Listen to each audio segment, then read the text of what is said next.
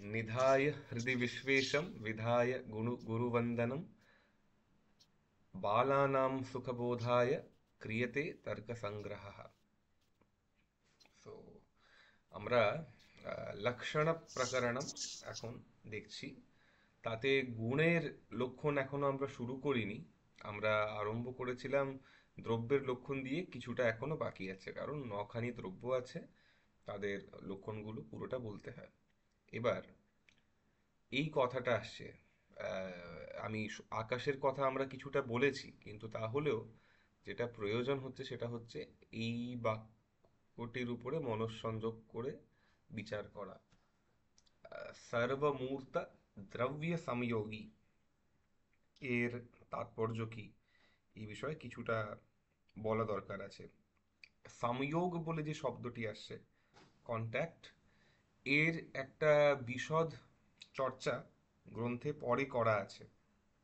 কিন্তু যেটা আমি আগেই বললাম, যে তর্ক সংগ্রহের সমস্যাটা কোথায়, তর্ক সংগ্রহ বা এই টাইপের যে ন্যায়ের গ্রন্থগুলো, তাদের সমস্যা এই যে পরবর্তীকালে যেগুলো খুব বিশদে বলা হবে সেইগুলিও কোনো না কোনোভাবে প্রথমের দিকে চলে আসে। যেমন সংযোগ, সমবায়, এগুলি বারে বারেই আসবে। মানে এদের বিষয়ে যে যখন একটা ডিটেল ডিসকাশন হবে তারপরে we start using this concepts, এই জিনিসটা হচ্ছে না, চলে আসছে মাঝে মাঝে। হ্যাঁ, তো তখন কি করতে হয় যে একটা খুব ওয়ার্কিং ডেফিনিশন দিয়ে আমরা এগোতে পারি, যে আচ্ছা ঠিক আছে, সংযোগকে মোটামুটি এই বলে। এরপরে যখন ফর্মালি ডিফাইন করব তখন তো কথা হবেই। তো এখানেও একটা সেরকম প্রচেষ্টা করা দরকার আছে। আহ, নারায়ণ আহ, চন্দ্র গোস্বামী তিনি কিন্তু খুব ডিটেলে এই বিষয়ে বলেননি, সংযোগকে ডিফাইন করেননি। কিন্তু সংযোগ আবার দুই রকমের হয়, সংযোগের আবার দুটো ক্যাটেগরিজ আছে, অনুযোগী, প্রতিযোগী ইত্যাদি, এসব অনেক কিছু উনি বলেছেন। পেজ নাম্বার 74 and 75 ওনার বইতে দেখলে পাবেন এটা। কিন্তু সেখানেও আই হ্যাভ পার্সোনালি ফেল্ট যে ওই ডিসকাশনটা ইদার না করলেও চলতো, আর না হলে ওই অত খণ্ডন মণ্ডনে না গিয়ে উনি খুব সহজ সরলভাবে সংযোগটা বলে দিলেই হতো। মানে প্রাথমিক ছাত্রের জন্য ওটা দরকার, যে একটা ওয়ার্কিং ডেফিনিশন দিয়ে এগিয়ে যাওয়া, তারপরে আস্তে আস্তে ক্লিয়ার হবে তো জিনিসটা। এবং যাই হোক, তো সেটা একটা বিষয়। এবার আমরা যেটা দেখছিলাম যে শব্দ গুণকম আকাশম। এবার এই শব্দ গুণকম আকাশম তার জন্য বলা হতে হলো তৎচা একম বিভু নিত্যঞ্চ, সে কেমন বিভু এবং নিত্য। আর চন্দ্রজ সিংহ, যিনি আর কি পদকৃত্যের লেখক, তিনি বলছেন সর্বমূর্ত দ্রব্য সংযোগী। এই সর্বমূর্ত দ্রব্য সংযোগী এর অর্থটা কি, এটা নিয়ে ভাবার দরকার আছে। আচ্ছা, কাদেরকে আগে বুঝতে হবে কাদেরকে মূর্ত দ্রব্য বলা হয়। যাদের পরিমাণ সীমিত, পরিচ্ছিন্ন পরিমাণত্বম মূর্তত্বম, মানে যাদেরকে এটা ফাইনাইট কোয়ান্টিটি হিসাবে দেখা যেতে পারে, যেমন জল, পৃথিবী, এইভাবে দেখা যেতে পারে। তেজ, বায়ু এবং মন, এদেরকে বলা হচ্ছে। আমি যদি বলি যে প্রত্যক্ষাত্বম মূর্তত্বম, তাহলে সেটা ভুল হবে। Pratyakshatavam is not Murtatvam. When I say can be seen as a finite quantity or can be understood as a finite quantity, it just means that I can conceptualize it as something which has a length, breadth and height. বা এইরকম একটা, you can define it in a space, in a finite space, এটা বলছি। আমি একবারও বলছি না এই কথাটা যে প্রত্যক্ষাত্মম মূর্তত্বম, that is one that can be perceived by your eyes etc is মূর্তত্ব, এই কথাটা কিন্তু এখানে বলছি না। তো বলা হলো কারণ এইটা যদি বলি তাহলে মনকে কি দিয়ে দেখবো, কারণ মনকেও একটা মূর্ত দ্রব্য বলা হয়। পৃথিবী, জল, তেজ, বায়ু, আকাশ, সরি, তেজ, বায়ু, মন, এই মনকে বলা হয় মূর্ত দ্রব্য। তো মন ইউ ক্যানট সি, রাইট, মানে মনকে কি দিয়ে পারসিভ করব, কাজেই সেই কথাটা বলা যাবে না। তো আমরা বলছি প্রত্যক্ষত্বম मूर्तत्वं न, अपितु পরিচ্ছিন্ন পরিমাণত্বম মূর্তত্বম। এটা বইতে লেখা নেই, এটা বইতে লেখা নেই, এটা আমি জাস্ট অন্য একটা টিকা দিয়ে বলে দিলাম। তো পরিচ্ছিন্ন পরিমাণত্ব, আমি এটা আসলে দেবনাগরীতে আমার লেখার অভ্যেস, তো ওই জন্য আমাকে এটা দেবনাগরীতেই লিখতে হবে। পরিচ্ছিন্ন, এটা ঠিক আছে। মানে আমি জানি না কতটা আপনার এই হিন্দির এই যে লিপি দেবনাগরী এটাতে কতটা সড়গড়, তাও পরিচ্ছিন্ন পরিমাণত্বম।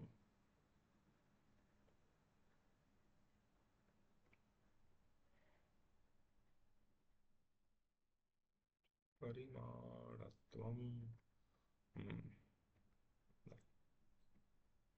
ত্বম, সরি, হাতের লেখা খুব বাজে হচ্ছে, স্টাইলাস দিয়ে লিখছি না তো। তো পরিচ্ছিন্ন পরিমাণত্বম, হ্যাঁ, তাকে বলা হচ্ছে মূর্তত্বম। This is called as মূর্তত্বম।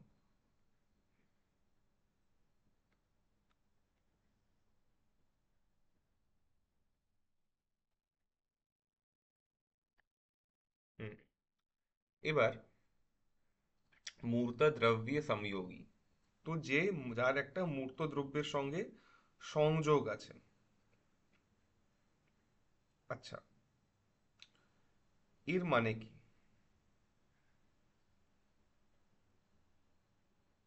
যে there is a contact of the dravya with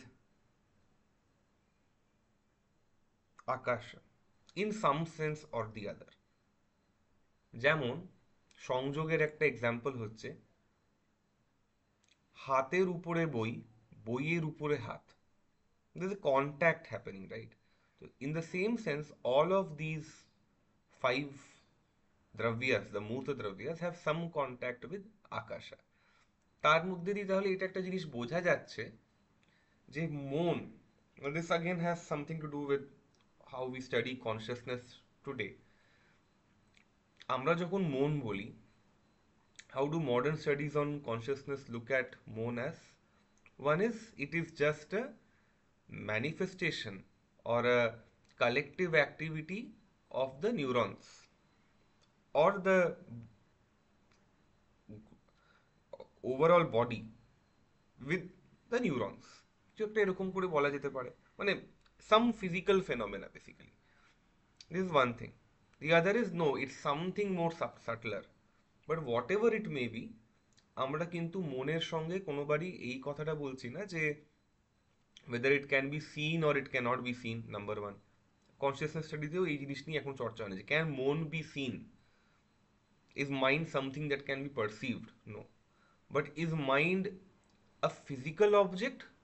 Yes। Is it a physical phenomena, মানে is it a physical object? Maybe, maybe not। Is it a physical phenomena? This is kind of agreed upon।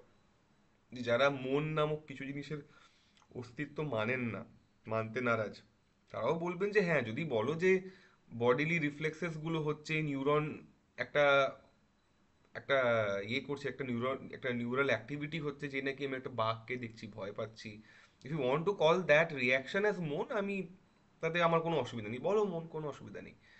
The idea is যে যখনই কেউ consciousness studies নিয়ে এইভাবে মনকে define করতে থাকে, তখন তারাও এটা বলছে যে মন প্রত্যক্ষ করা যায় না, but there is something gross physical about it. একটা ফিজিক্যাল এন্টিটি তার আছে, সেটা সূক্ষ্ম হতে পারে, it may be physical phenomenon, it may be physical object, whatever it may be, but it is দেয়ার।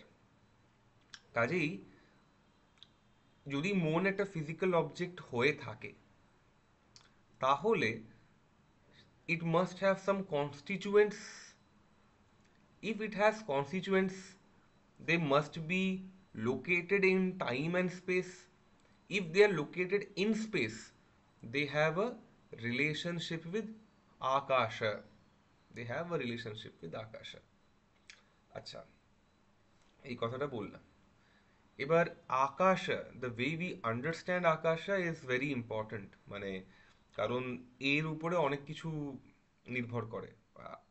পরের ডিসকাশন বলছি না, but in general for Vedanta yoga etcetera etcetera, in a yogic sense when we talk of akasha, এই কথাটা সবসময় মাথায় রাখতে হবে। The way আকাশা is looked at in Vedanta is very different from the way it is looked at in tantra or mantra shastra. In the same way, akasha is very differently looked at in ন্যায় Vaisheshika system. কাজেই যেই ব্যাপারটা হচ্ছে যে সব সময় যদি কোথাও শোনো যে ওকে Vedantist is talking about Akasha, let me ask him to define Akasha for himself. It is very important that you get their definition correctly. ওরা কিভাবে ডিফাইন করছে। এবারে আকাশেরও অনেক সূক্ষ্ম সূক্ষ্ম ভেদ আছে, মানে যোগশাস্ত্রে ইত্যাদিতে খুব এর সূক্ষ্ম কিছু ভেদ আছে, কিন্তু সেইগুলো এই মুহূর্তে ইম্পর্টেন্ট না ফর আর ব্রডার ক্যাটেগরাইজেশন। ইনফ্যাক্ট ন্যায় বৈশেষিকের লোকেরা আদৌ ওই সূক্ষ্ম ক্যাটেগরাইজেশনগুলোকে মানে কি না সেটাও আমরা জানি না, ঠিক আছে। আবার এরকম কথাও যোগশাস্ত্রে আসে যে আকাশেরও সাক্ষাৎকার হতে পারে, আকাশেরও সাক্ষাৎকার হতে পারে, you can have a pratyaksha of akasha. But দেখো এই জায়গাটাতে যে বিষয়টা ঘটছে যে আকাশ কিরকম, আকাশের তো কোনো রূপ নেই, তো আকাশের রূপ নেই, we know vayu does not have a rupa, akash also does not have a rupa, এটা আমরা আগেই জেনেছি।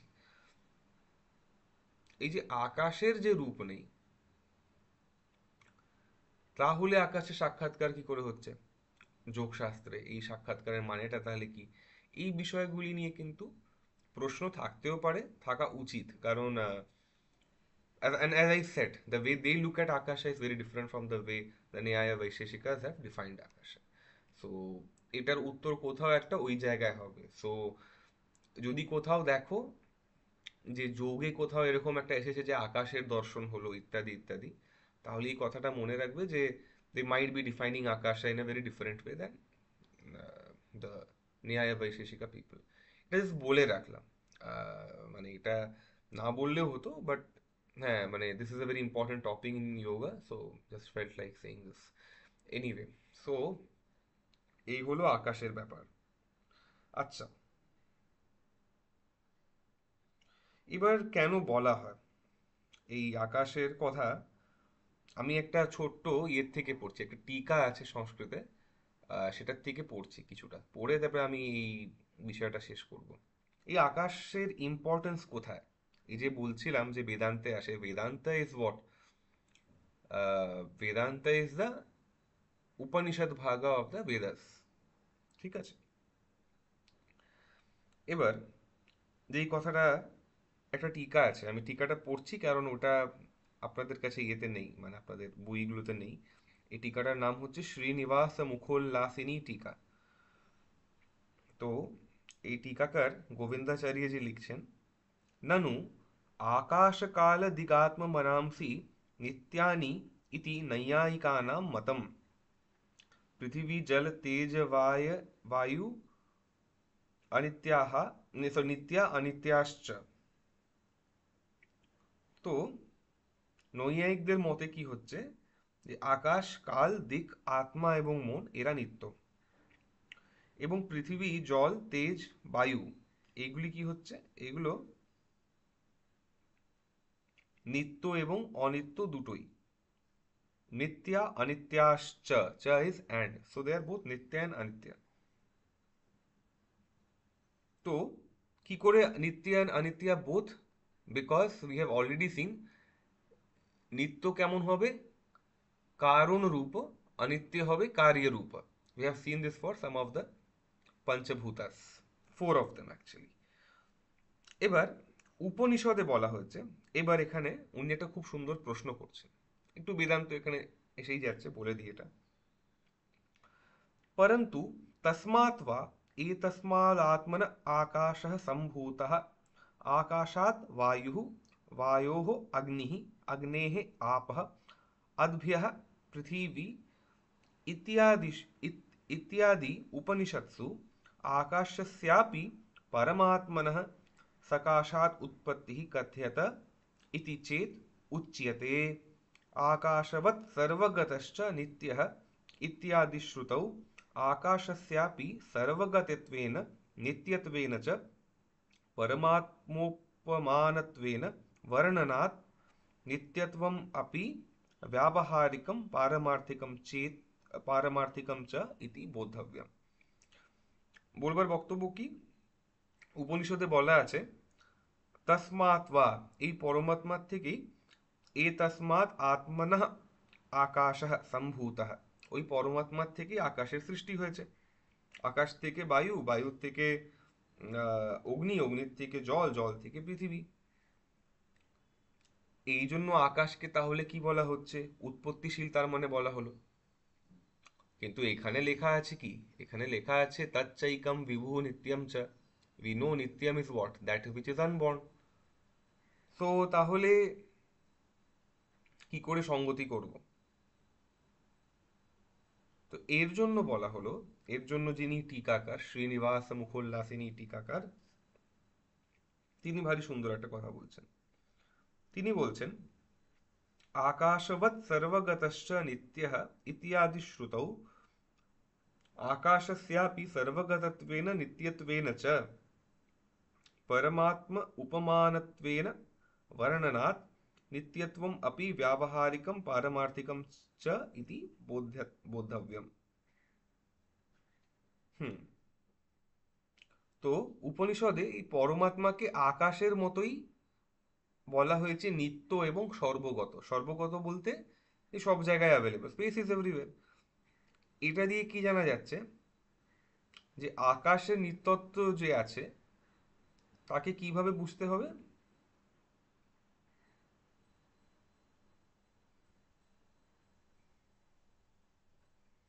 যে আকাশের যে নিত্যত্ব তা হচ্ছে, হ্যাঁ, যেটা বলছিলাম যে উপনিষদে পরমাত্মাকে আকাশের মতো নিত্য এবং সর্বগত বলা হয়েছে। এবং টিকাকার বলছেন যে আকাশের নিত্যত্ব আবার ব্যবহারিক এবং পারমার্থিক এইভাবে বুঝতে হবে। One for transactional purposes, one from a ontological purpose. তো অন্টোলজিক্যাল বলতে যেটা চরম সত্য, বা যেটা বলা যেতে পারে যে এটাই, মানে from spiritual perspective, from a philosophical perspective, this is the ultimate truth. তো এইভাবে দেখা যেতে পারে ওর নিত্যত্বকে।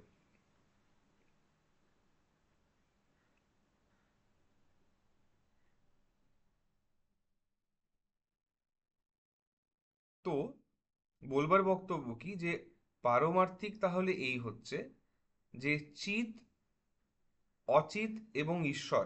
চিত ইজ জীবা, অচিত ইজ জগৎ, ঈশ্বরা তো তুমি জানোই। দিজ আর নিত্য অ্যান্ড এনিথিং এলস ইজ অনিত্য। This is the Paramarthic thing. So, from a Paramarthic perspective, Akasha can be called as Anitya. এবং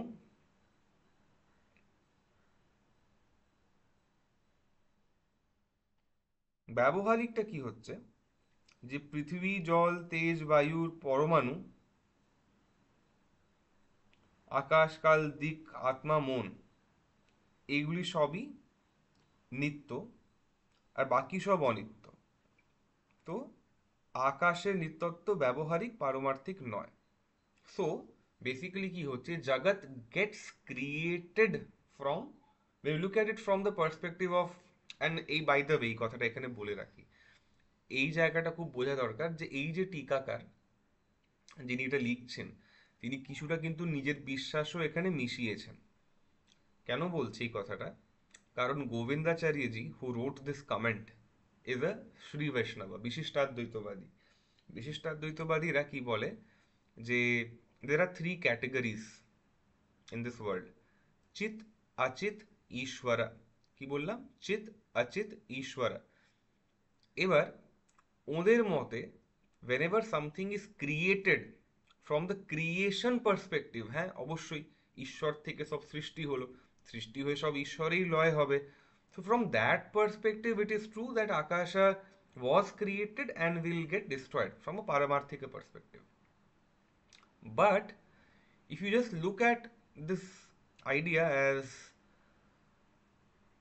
এই যে সৃষ্টিকে আমরা এটা মনে করি না যে একবারই ক্রিয়েট হলো, বারে বারে হতে থাকে। ঠিক আছে, এটা বারে বারে সৃষ্টি ক্রিয়েট হতে থাকে, এবং whatever it may be, the paramanus of the four bhutas, কি কি, পৃথিবী, আপ, তেজ, বায়ু, এদের পরমাণুগুলো, কারণ আমরা জানি যে এদের কারণ রূপ যে ম্যানিফেস্টেশনটা সেটা নিত্য, কার্যরূপ ম্যানিফেস্টেশনটা অনিত্য, এটা আমরা বারবার দেখে এসেছি। এবং আকাশ, দিক, আত্মা, মন, এরা সব নিত্য। So from the perspective of the, কি বলবো এটাকে, antiquity, from the perspective of antiquity, they are all নিত্যা।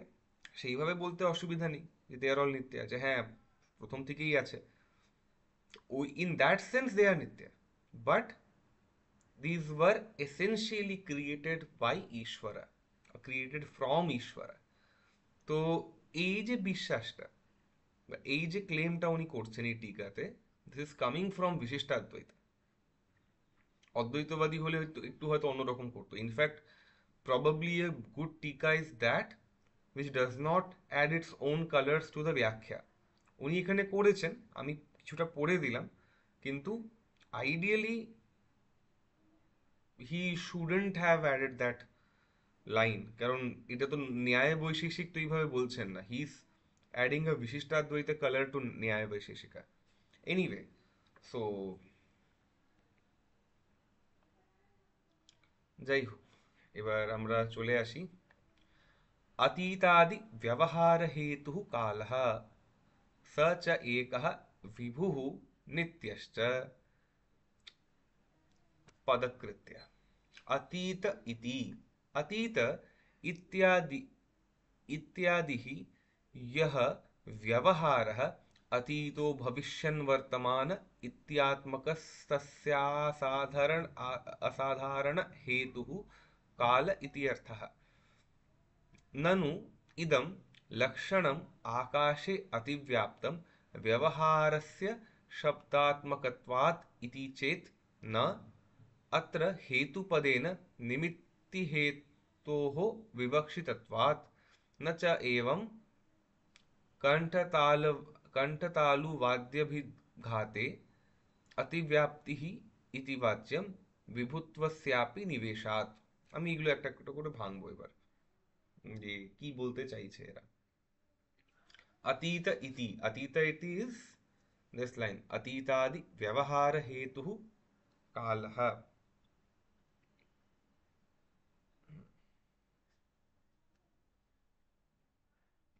अतीत बोलते कि अतीत आदि इज अतीत, भविष्य, वर्तमान, पास्ट, प्रेजेंट एंड फ्यूचर।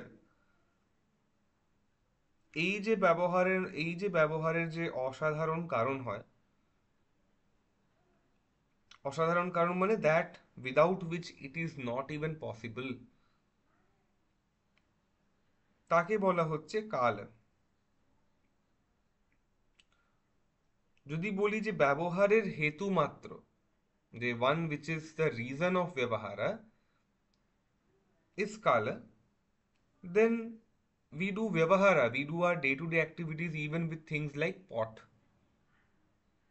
তাহলে pot is also kala, কিন্তু সেটা তো বলা যাবে না, তাই বলা হলো অতীতাদি ব্যবহার হেতু,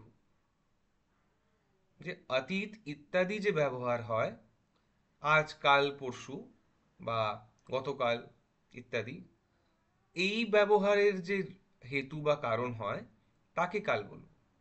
না হলে for a transactional purpose we also talk about things like এই ওকে দুটো ঘট দিয়ে দে, তো যেই নাকি আই সে ওকে দুটো ঘট দিয়ে দে, দিস ইজ অলসো ব্যবহার, this is also transaction, something is happening, some worldly activity is happening, but do we say that therefore that ghata is kala? If we would say that if we use the definition vyavahara hetu, cause of any vyavahar, কিন্তু বলছি অতীতাদি ব্যবহার হেতু, তাই বলা হলো যে না, এই লক্ষণটা তাহলে দোষযুক্ত হবে ইফ আই ডোন্ট ইউজ অতীত আদি। সো অতীত বললে এটা শুধু কালেই থাকছে। এবার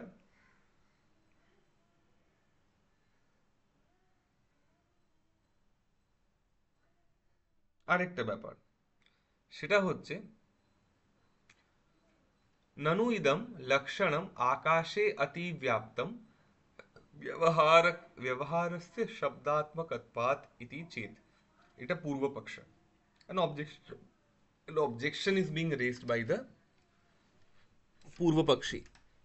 Purvapakshi is basically the person who is having a different opinion, মানে আপাতত এইভাবে দেখে নাও জিনিসটাকে। তো এবার বলা হচ্ছে যে ব্যবহার, whenever we do some transaction, that transaction happens because of words. We use words to say things. So if we use words to say things, convey things, which is a part of our vyavahara, then words are what? Shabda. But Shabda is the guna of Akasha. So I can go on to say that, okay, fine. Then therefore, Akasha is the cause of Vyavahara. এটা আমরা বলতেই পারতাম।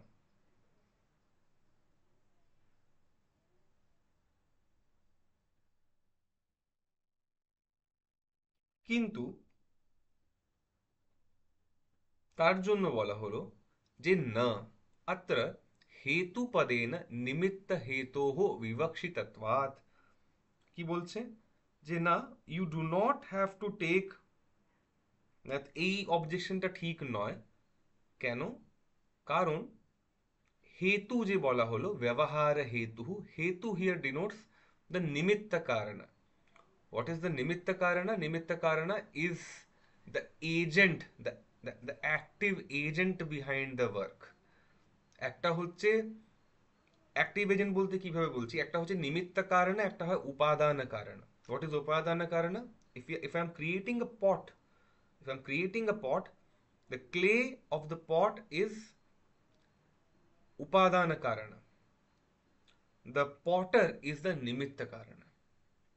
In the same way, Kala is not upadana karana of Vyavahara. It is the nimitta karana.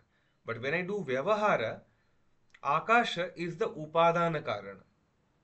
As in, আমি যখন কথা বলছি, so কথা is my way of doing some Vyavahara,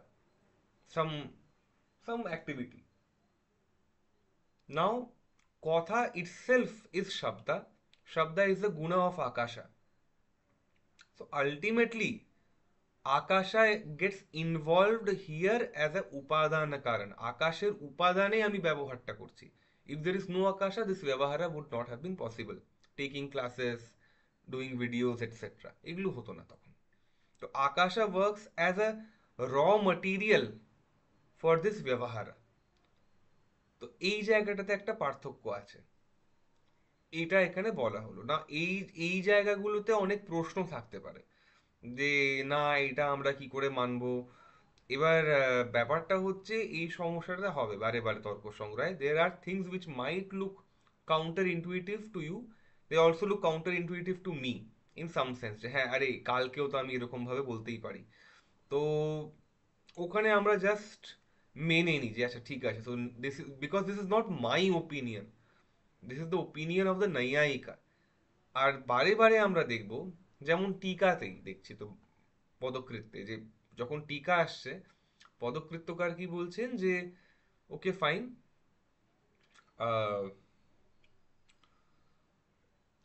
I feel that the Lakshana is incomplete. Annam Bhatta's Lakshana, I need to add this word more. Add করে দিলাম। তো এই জিনিসটা বারে বারে কিন্তু ঘটছে। এই পুরো তর্ক সংগ্রহের যে আমাদের কনভারসেশন হচ্ছে তার মধ্যে এটা বারবার আসছে যে, তো তাতে কি বোঝা যাচ্ছে, this is always scope for improvement in the লক্ষণা।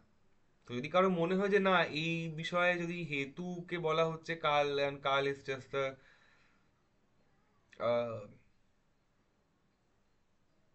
The upadan is just the nimitta karana, and if you feel that it is not the case, then you are free, then you can feel free to object to that. There's nothing sacrosanct about it. তো এই বিষয়, এবার আরো কিছু কথা এখানে আসে। সেটা হচ্ছে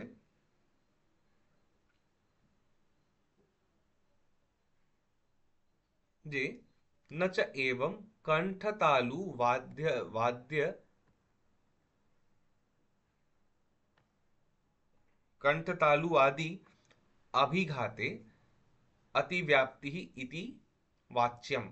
সো এখানে বলা হচ্ছে যে এই যে গলা, তালু, এদের যে একটা অভিঘাত হচ্ছে, so when we talk there is an abhighata, there is a friction, or I should say there is a contact between the tongue and the talu, the tongue and the teeth, etc. etc. এই যে অভিঘাতগুলো হচ্ছে, এদেরকেও তো তাহলে অতিদাদি ব্যবহারের নিমিত্ত কারণ বলা যায়। তো তাহলে তো ওতেও লক্ষণ চলে যাবে।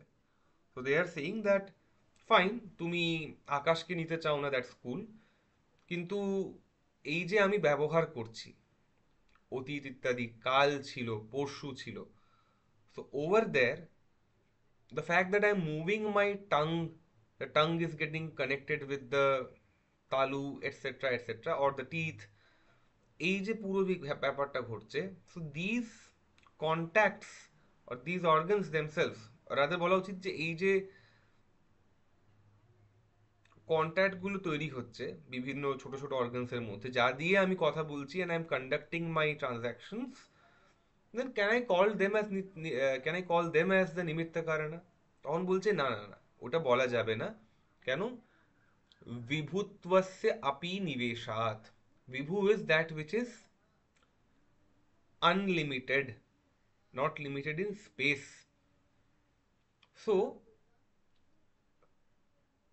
এইটা তো তাহলে কণ্ঠতালুর অভিঘাতকে বলা যাবে না, it is not unlimited in space. কাজেই এই বিভুত্ব যখন বলা হলো, বা যখন এই বিভু বলা হলো, বিভু নিত্যাস্য, that took care of this issue. তো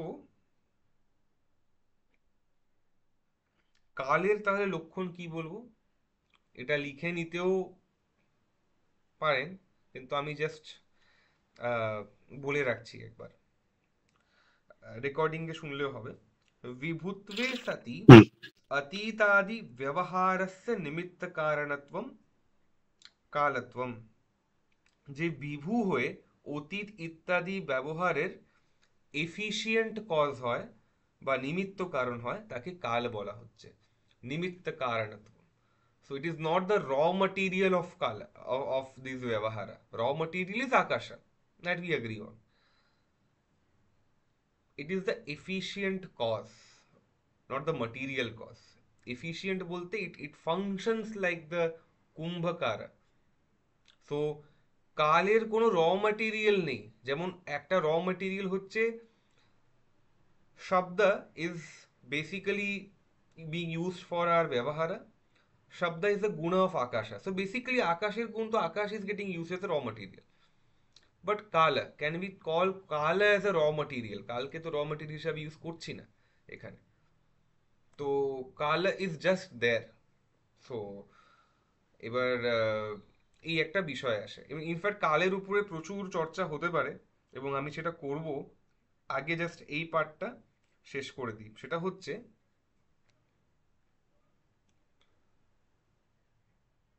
হ্যাঁ, এখানে এখানে একটা লাইন বলা হচ্ছে, क्षण दिवस पक्ष मास इत्यादि सभी काल के औपाधिक भेद हैं। What does this mean?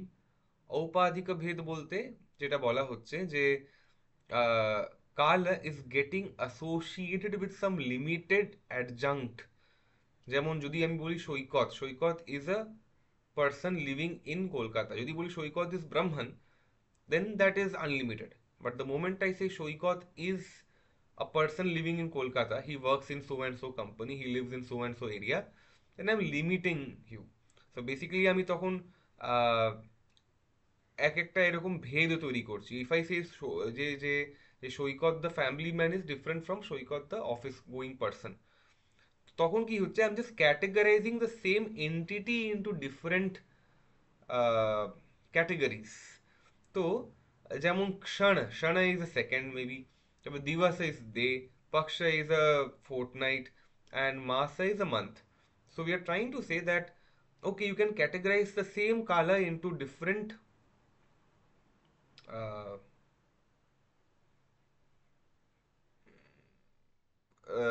with different names. আর আমরা বলছি উপাধি। উপাধি ইজ হোয়াট? উপাধির একটা ডেফিনিশন ন্যায় আসে। ডেফিনিশনটা আমি বেদান্ত স্যারে একবার ডিসকাস করেছিলাম, তাও ডেফিনিশনটা আমার এই মুহূর্তে আমারও খুব পারফেক্টলি মনে নেই, আমি জাস্ট ওটা বাংলাটা বলে দিচ্ছি, সংস্কৃতটা আমারও মনে পড়ছে না। সেই ডেফিনিশনটা ছিল যে উপাধি কি হচ্ছে, উপাধি is that which lends its guna to the one with which it is associated. So the moment you see 15 days, say Monday to next Monday till the next Tuesday, that is 15 days, then that particular entity, these individual days are lending their quality of 15ness to the undivided kala. এবং that is why we call that particular time period as time is undivided, কিন্তু it is getting associated with those individual 15 days, and we then call it as 1 day, 15 days, etc. এই একটা ব্যাপার। So কালের এগুলো উপাধিগত ভেদ। যাই হোক, এটা একটা ছোট্ট জিনিস বলার ছিল, এবার চট করে অন্য বিষয়ে যাই। হুম। प्राच्यादि व्यवहार हेतु दिक् सा च एका नित्या विभवी च। सो नित्या विभवी, विभवी इज विभू বেসিক্যালি। নিত্যা তো জানোই। আর ও কিরকম, দুই রকম। ও হচ্ছে এক প্রকারেরই। এই দিক সে কিরকম, নিত্যা বিভবী চা, ও এক প্রকারেরই হয়, ওই নিত্য অনিত্য দুই রকম হয় না। দিক ইজ ডাইরেকশন। দীপিকাকার কি বলছেন, মানে অন্নম ভট্টা নিজেই কি ব্যাখ্যা করছেন, দিশো লক্ষণম আহা, দিকের লক্ষণ বলছেন কি, প্রাচী ইতি, দ্যাট ইজ প্রাচী মানে বেসিক্যালি ইস্ট, ইত্যাদি ব্যবহারের যে হেতু হয় তাকে বলা হচ্ছে দিক। অ্যান্ড দিগাপি কার্য মাত্রে নিমিত্ত কারণম। আমরা এই বিষয়টা যাচ্ছি না, আমরা ঢুকে যাব চট করে এই আমাদের মেন যে টিকাটা দেখার কথা, সেটা হচ্ছে प्राची इति, इयं प्राची, इयम अवाची, इयं प्रतीचि, इयम उदीची इत्यादि व्यवहार असा इत्यादि व्यवहार असाधारणम कारणम दिक् इति अर्थः। তো খুব ইম্পর্টেন্ট এই জায়গাটা। আওয়াচি ইজ দক্ষিণ, Prachi is east, Pratichi is Paschim, Udichi is উত্তর। তো এদের ব্যবহারের অসাধারণ কারণকে বলা হয় দিক। যদি এইটুকুই বলতাম যে হেতুর দিক বা হেতু ইজ দ্য ডিরেকশন, তাহলে এই লক্ষণটা পরমাণু ইত্যাদিতে অন্যান্য জিনিসেও চলে যেত। তাই বলা হলো যে হেতুহু দিক। যদি বলে the reason is dik, the cause is dik, cause, anything can be a cause of any other thing. তাহলে পরমাণু ইত্যাদি, paramanu is also a cause of a grosser manifestation of a vastu, and that is also hetu. So that hetu can go for paramanu also, so that is not a good lakshana. So we are saying pracyadi vyavahar hetu dik, that is এই যে east West north south বুঝবো, এই যে ব্যবহারটা করছি, practical একটা আমরা এই করছি, ট্রানজাকশন করছি বা অ্যাক্টিভিটি করছি, তাকে তার কারণ হচ্ছে এই দিক, এই ডিরেকশন, এই দিক নামক দ্রব্যটি। এবং সে কিরকম হয়, নিত্য এবং বিভু। আচ্ছা, খুব স্থূলভাবে বুঝতে গেলে আমরা এইভাবে বুঝতে পারি যে যদি আমি একটা এন ডিমেনশনাল স্পেস ভাবি, আর এন, একটা এন ডিমেনশনাল স্পেসে কি হচ্ছে, একটা এন ডিমেনশনাল স্পেসে, বা যদি আমরা পাতি একদম একটা এক্স অ্যাক্সিস ওয়াই অ্যাক্সিস ভাবি, আর টু ভাবি, আর টু স্পেস ভাবি, আর টু স্পেসে কি হচ্ছে, y axis can go from minus infinity till plus infinity, x axis can also grow from minus infinity to plus infinity. তাহলে কি পেলাম, তাহলে এই যে therefore if you just look at these two directions, up down east west, X axis Y axis, sorry মানে negative X positive Y negative Y. তো this cover the 4 directions at least. আমরা এমনি 10টা ডিরেকশনের কথা বলি শাস্ত্রে, 4টে তো এখানেই কভার হয়ে গেল 2D মানে 2D স্পেসে। ওখানেও দেখছি যে দিশ যে এই যে দিকের কথা বলা হচ্ছে, this can go like what I can say, x is equal to, if you are standing at x is equal to 0, you can go to x is equal to minus 10 lakh, minus 10 trillion. So there is no limit to the direction, right? You can always say you go, if you're standing at x is equal to 0, আমরা বলতে পারি you can go to x is equal to minus 25 zillion, that is go towards your left. কোনো কি limit আছে? Limit তো নেই। তাই তাকে বলা হচ্ছে বিভু, এবং তাকে বলা হচ্ছে নিত্য এবং, ঠিক আছে, তো নিত্য এবং বিভু এভাবে বুঝতে পারি। আরেকটা জিনিস বলা হলো যে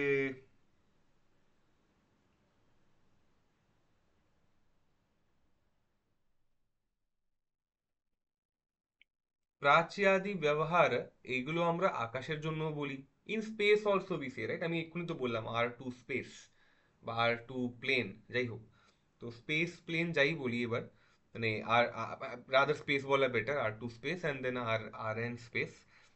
whenever I say space I try to invoke the concept of আকাশ। তাহলে তো আকাশেও এই ব্যাপারটা হচ্ছে, আকাশ ইজ অলসো আ হেতু অফ ডিরেকশনস অফ প্রাচ্যাদি ব্যবহার।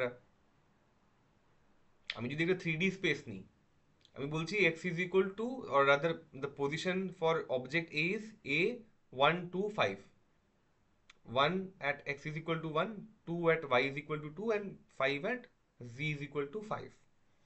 যে নাকি আমি এইটা বলছি, তার মানে কি হচ্ছে, তার মানে আকাশেও তো চলে যাচ্ছে এই লক্ষণটা, কিন্তু বলছে না, আকাশকে তুমি এখানে নিও না, don't take akasha, because what is happening, akasha is a hetu of these kind of vyavaharas, it is true, but what is a more immediate hetu? A more immediate hetu is dik or direction itself. So if you don't have the notion of dik or direction, this east west cannot happen, ঠিক আছে? মানে it can be possible for a person to lie in space, একটা কোনো জায়গায় দাঁড়িয়ে আছে, but the person is unconscious or whatever. So if he is unconscious, you do not have the notion of space, or sorry, notion of direction, ওই unconscious ব্যক্তি is lying in space, but the fact that he does not have the notion of dik, ওকে যদি বলি ভাই তুমি east চলে যাও 50 metre east, ও তো কিছু বুঝতে পারবে না। So the notion of east or west, if the notion of dik is not even existing, ওই স্পেসেই দাঁড়িয়ে থেকে যাবে, ও কিছুই করবে না। So you need to have that notion of directions, এবং এই ডিরেকশনকে আমরা আবার উপাধি ভেদে এই প্রাচী উদীচী প্রতীচী এসব বলতে থাকি। এনিওয়ে, আচ্ছা, একটা প্রশ্ন আছে, করবো এখানে? হুম হুম হুম, করা যাবে করা যাবে। বলছি যে সেরকম ভাবে ভেবে দেখলে তো দেখা যায় যে মানে দিক ব্যাপারটা পুরোটাই মানে অ্যাবস্ট্রাক্ট আর কি। মানে আমি ধরো আকাশটা আমি বুঝতে পারছি যে স্পেস, হুম হুম। তো এবারে তুমি আকাশের মধ্যে বা তুমি দিক তো সেরকম ভাবে কিছু বলতে পারবে না আনটিল না আনলেস যে তোমার একটা অবজেক্ট আছে সেটার উপর বেস করে তুমি দিকটা বলছো। হুম মানে হুম। এমনিতে দিক কি এক্সিস্ট করে কিছুতে? এরা ওটাই বলছে যে এক্সিস্ট করে। কি করে করে, যে ইট ইজ ইনহেরেন্ট ইন আস, যদি আমি অ্যাবস্ট্রাকশন, যদি even if I was not a very good well thinking, মানে আমি যে এক্সাম্পলটা দিলাম সেটা তো কার্টেসিয়ান জিওমেট্রি থেকে দিলাম।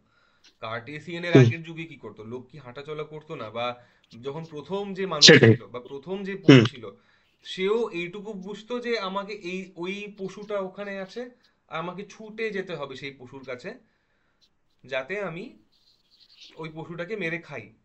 This was the initial reflex of any জীব এখনো তাই হয়। তো সে তো আর ওই হুম ইস্ট ওয়েস্ট বুঝছে না। একটা পশু কি আর ইস্ট ওয়েস্ট বোঝে?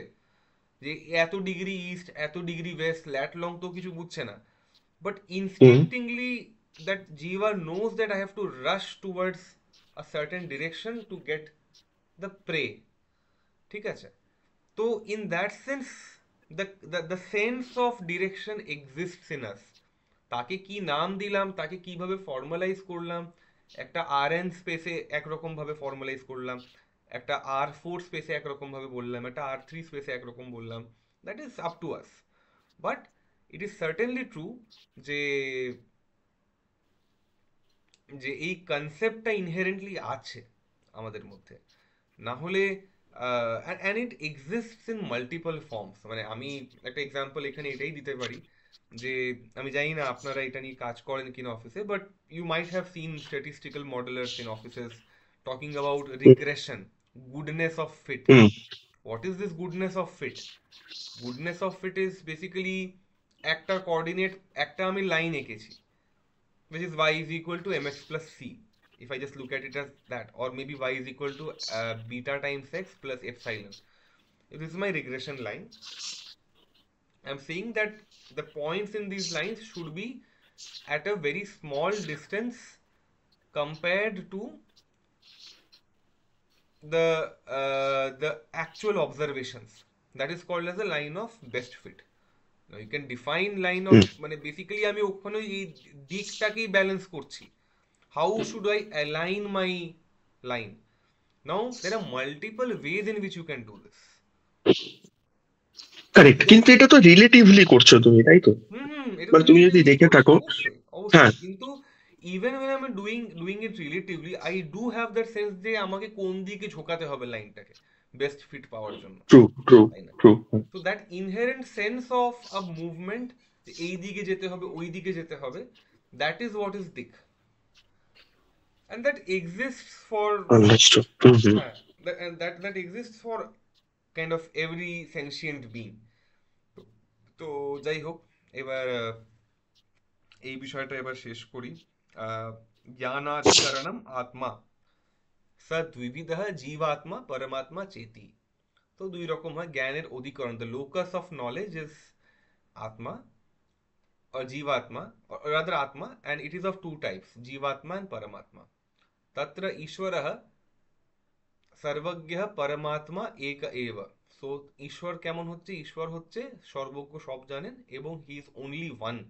অ্যান্ড জীব কেমন? জীব হেতু প্রতি শরীরম ভিন্ন বিভুর নিত্যশ্চ। তো jiva is infinite, but it is also different in all the bodies. It is different in all the bodies, and it is also নিত্যা।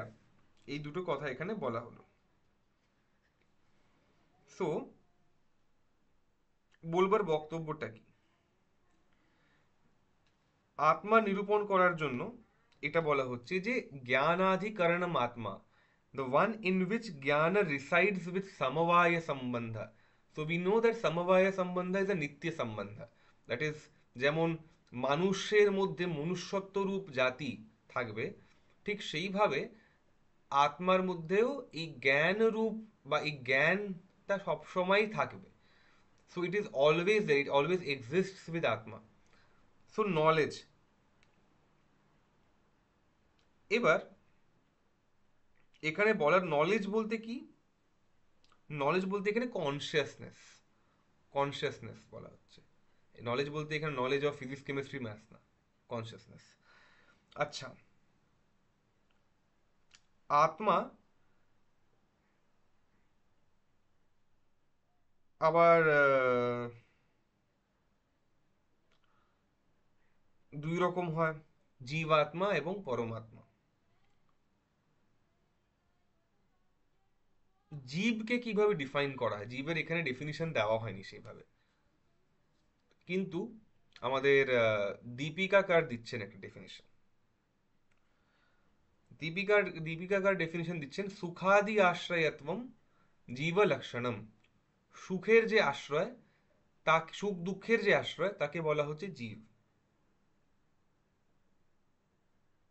এবার যদি জীব একটাই হয়, তাহলে if you get sad then I should get sad, if you get happy I should get happy, but that does not happen, right? তাই বলা হচ্ছে জীবহ তু প্রতি শরীরম ভিন্নঃ, তো জীব is different in all the bodies. এবং ওই জীব কেমন? বিভু এবং নিত্যা বলা হচ্ছে। আচ্ছা, এবার আমরা চলে আসি আহ,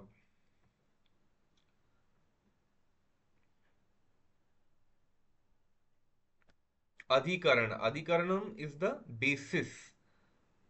তো যদি শুধু এটুকু বলা হতো যে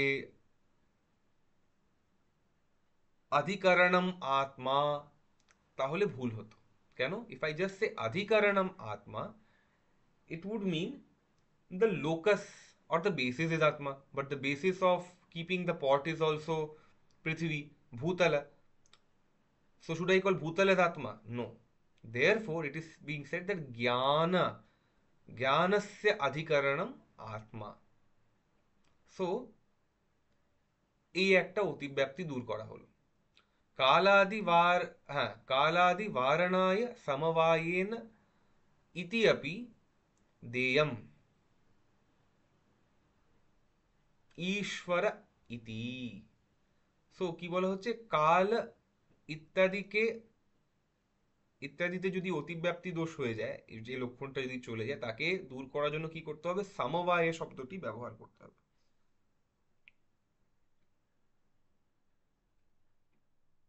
কি করে বলছে এই কথাটা? মানে what is the contention? Contention is যে anything that you know it in at some point of time. We know something in some point of time. আমরা কোনো বিষয়কে বলছি আমি আজকে জেনেছিলাম, কালকে জেনেছিলাম, 2 মিনিট আগে জেনেছিলাম। So therefore the locus of jnana is also kala. It is, jnana is happening in time. না, এটা বলবো না। কারণ ওখানে কি বলতে হবে যে এখানে এই জিনিসটা এখানে আবার চন্দ্রজা সিনহা বলছেন যে is adding this thing that সমবায়েন ইতি আপি দেয়ম, তার জন্য এই সমবায় শব্দটাকে ব্যবহার করতে হবে ওখানে, যে সমবায় সম্বন্ধের দ্বারা সে জ্ঞানের অধিকরণ আত্মা। বলতে কি বোঝানো হচ্ছে? যে while knowledge can happen in kala, it is not that whenever there is time there should also be knowledge, right? কারণ at some point of time I also did not know something, or also there was, তো তো এই যে ব্যাপারটা,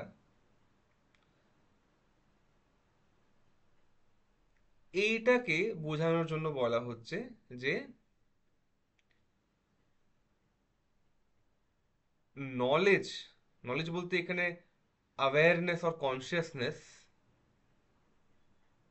এইভাবে ধরলে better হয়।